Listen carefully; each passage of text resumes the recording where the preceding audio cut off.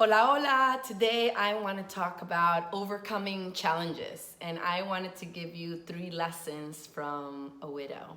Not many of you know this, especially if you've met me recently, but my first husband died suddenly when I was 26 years old, and that truly became the best and the worst thing that ever happened to me. And I wanted to share some of the lessons that were really powerful for me and that helped me move forward. A lot of times I come on and I am now, feeling very energetic and happy and bubbly. And I don't want people to think that that was always the case, that it's just like, oh, I'm just happy and, and it just like happens on its own. I had to do a lot of inner work to really get back to my happy place, and to me, being able to share how I healed and the things that helped me gives me purpose, right? I believe that when you go through a struggle, a challenge, grief, especially death, for some of you that know what that feels like on your skin, that giving meaning to that and using that, and for me, I made it my purpose. It just fills me up to help people. It fills me up to see someone that is dealing with a big challenge, whether that's in business, in life, losing weight, in sex. It doesn't matter, because to me it's all connected. I am a sex and a life coach, because the way you show up in life affects the way you're showing up in sex, and vice versa. So I believe in a holistic approach. And for sure, many people come to me for sex, and we end up just talking about all their programming and how they grew up and all of that. Or vice versa, they may come to me with a challenge in life, and eventually we go into, but how are you showing up in sex? So most of the things that I'm going to talk about are, think of it as all one, one big puzzle, and the different pieces, maybe, business, life, sex, etc. So my 3 lessons that I wanted to share today are, first of all, being present. We live in a world of many distractions, of multitasking, with phones and just technology. And there's just a lot of information coming at us at all times.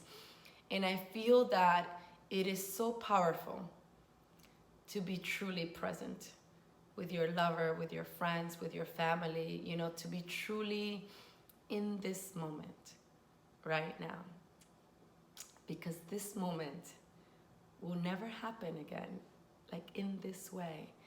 And I know it sounds tragic, but I lived it. You never know if it will actually happen again. And I actually cannot remember the last intimate time that I had with my lover before he died. The memory is tricky, and there's so many things that you forget, but I wish that I remembered that last time that we were intimate, that we were making love, and I just can't.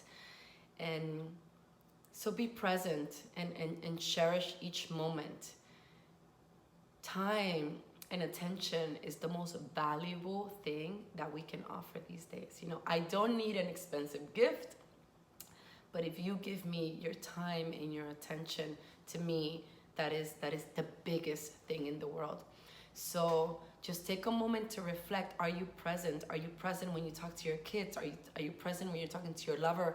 Are you present when you're touching each other?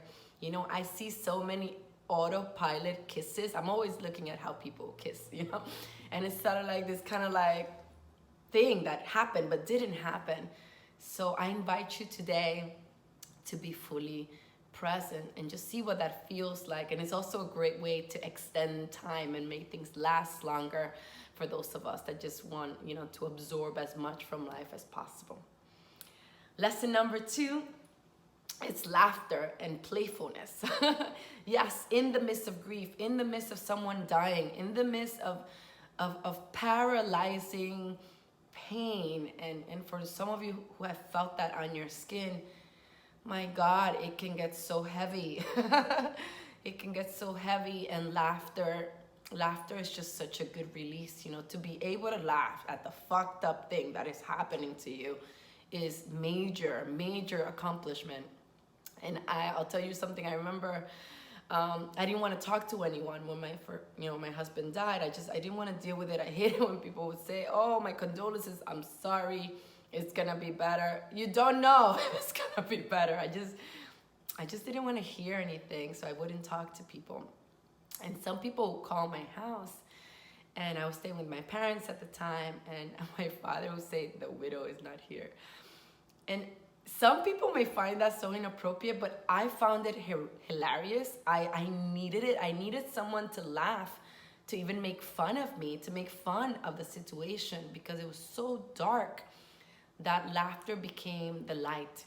So whether you're having a really challenging situation with connecting in intimacy and it's not working, or you're having a difficult time losing weight or finding the job of your dreams, or just you're feeling stuck and you don't know how to get out, laugh. Like, just take a moment and be like, what the fuck? This is actually pretty funny that I'm like in deep shit. And it may seem contradictory, but bringing a lightness to any situation, I think, is one of the most powerful tools, and it helped me tremendously.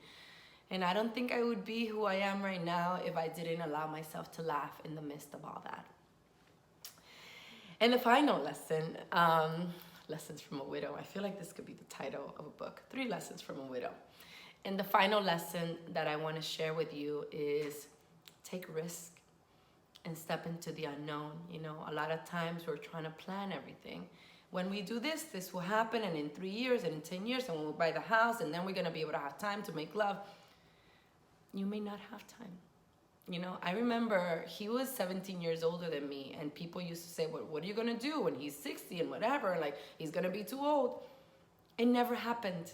We were only together 3 years. There was never enough time for him to get too old. And if I would have started stressing about that, I took a risk. He was much older than me. It was amazing. You know, people judged it. And I am so happy that I went for it. I am so happy that I went for something that so many people say wouldn't work. That, you know, and you can maybe relate to this when you have an idea or a dream, or you're like, I'm going to try this. And everybody's like, what are you doing? You're crazy. Take risk, you know, because at the other side of a risk, at the other side of the unknown, could be your ideal life, could be your dream life, could be that memory that you were going to take with you when you no longer have someone.